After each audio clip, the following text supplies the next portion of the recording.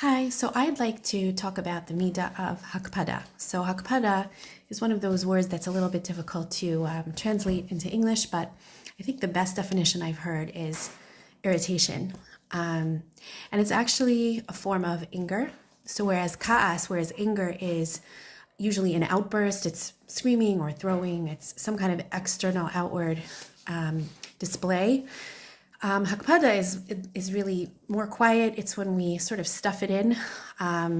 We hold it in and we keep it there very often for a long time, and we let it stew and marinate. And oftentimes what happens is that this leads to an outburst eventually, but certainly it leads us to feel a sense of hatred towards someone when it's left unchecked. And so when a person has a hakpada, which most of us do, we don't even realize. It can be something as small as, the guy who cuts me off, in traffic, or someone sitting in my seat in shul, or someone going ahead of me at the supermarket. It could be, someone in my family who is making comments about something that really I find offensive. Things like that, we sort of just let it go. It could be someone leaving dishes in the sink, they never clean it, and we never confront them about it. And so essentially when we have this feeling, when we are makbid about something, we have a choice. We have two options.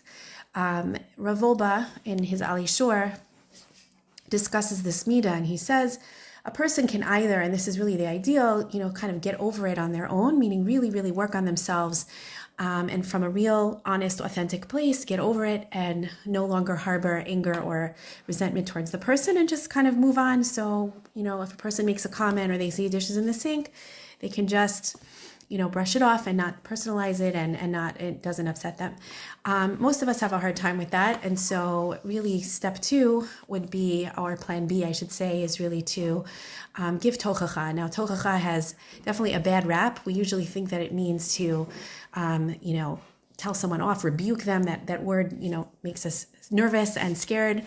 And in essence, Rashi actually explains in a number of places in Bereshit that the word tochacha means birur zichuch hadvarim, really to clarify, to be mezachich, to purify, so to speak, to clarify an issue. And so that would basically entail us in obviously a kind way, not in putting somebody on the defensive, but saying, I just want to let you know that when you say X, Y, or Z, or when I see you leave dishes in the sink, or whatever the situation might be, I find myself getting frustrated about it, and I just wanted it to bring it to your attention, because this way you're giving the person an opportunity to actually apologize for what they've done, and hopefully be more sensitive and careful in the future to not do it again. I know we get nervous about confrontations, but we actually have a mitzvah of tochacha in Parshat Kedoshim. It's in the same pasuk as Al tisnat achicha bilvavecha, hocheach tochiach et amitecha, because if we don't give tochacha, very often what ends up is that we end up hating somebody in our hearts. And I think an incredible example of this was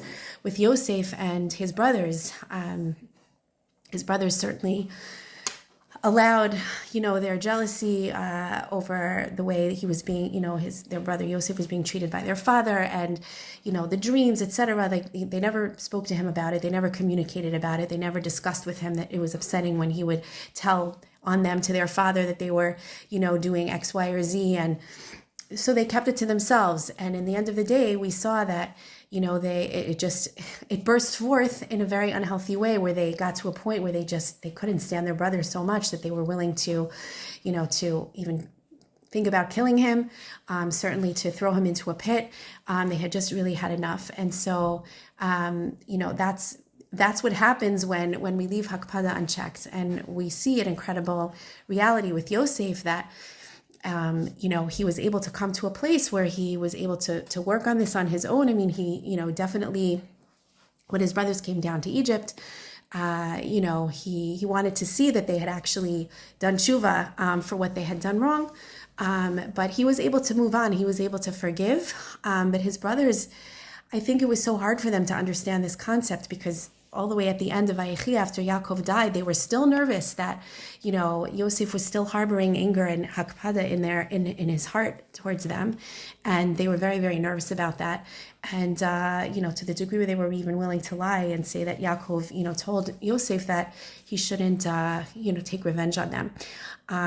So they were somehow, that element, it was hard for them to, I guess, imagine that, somebody could get past that kind of anger, and that's how they ended their relationship.